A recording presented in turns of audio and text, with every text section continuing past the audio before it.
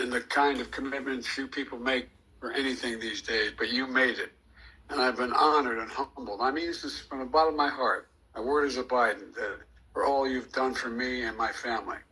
And we built the best campaign in organization in history. I've been doing this, I always kid and say, I know I'm only 40, but I've been around a long time. I don't know of a better campaign organization, grassroots campaign. You know, we have over 230 offices opened. We have over 2,000 paid staff. And we have literally several thousand volunteers on a regular basis, thousands of them. And they've been relentless and tireless in reaching out and contacting voters. The leadership of this campaign has been amazing. Jen O'Malley Dillon, Julie Quinn, Michael Tyler, Ralph Flaherty, Rufus on raising money, and so many more. You built this team. You brought them together. You brought us together. You've inspired them, and you've done what leaders do. Now we got to, the name has changed at the top of the ticket, but the mission hasn't changed at all. And by the way, I'm not going anywhere. I'm going to be out there in the campaign with her, with Kamala. I'm going to be working like hell, both as a sitting president, getting legislation passed, as well as in campaigning. What we still need to save this democracy. And Trump is still a danger to the community, he's a danger to the nation. And just ask my foreign policy colleagues, my counterparts, and other people around the world and at home. Look, so I'm hoping you'll give every bit of your heart and soul that you gave to me to Kamala.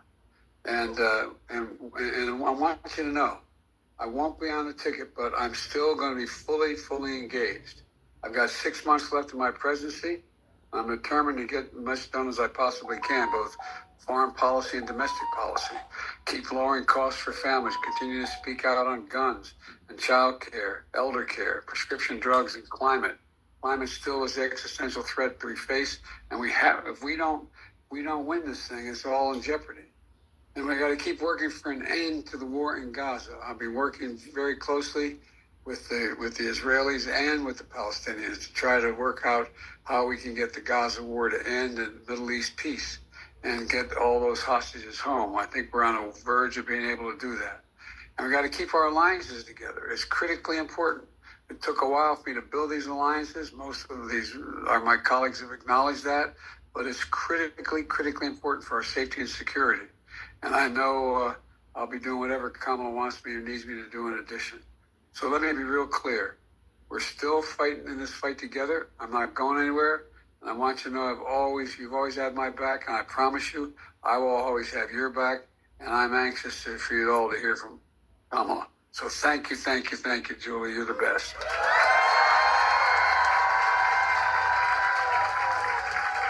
Thank you so much, Mr. President. Thank you. I'm sticking around. I'm going to listen. All right. Thank you so much, Mr. President, again, for taking time to join our call today.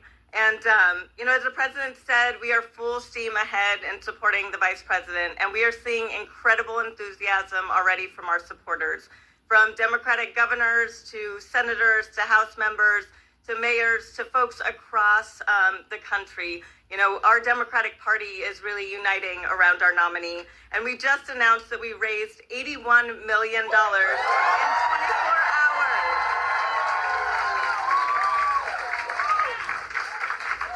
So now I am incredibly honored to bring up the second gentleman to be able to mark a historic day with us today.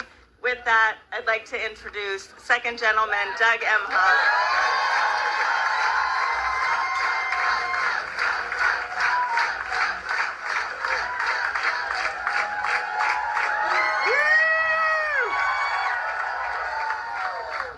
Wow.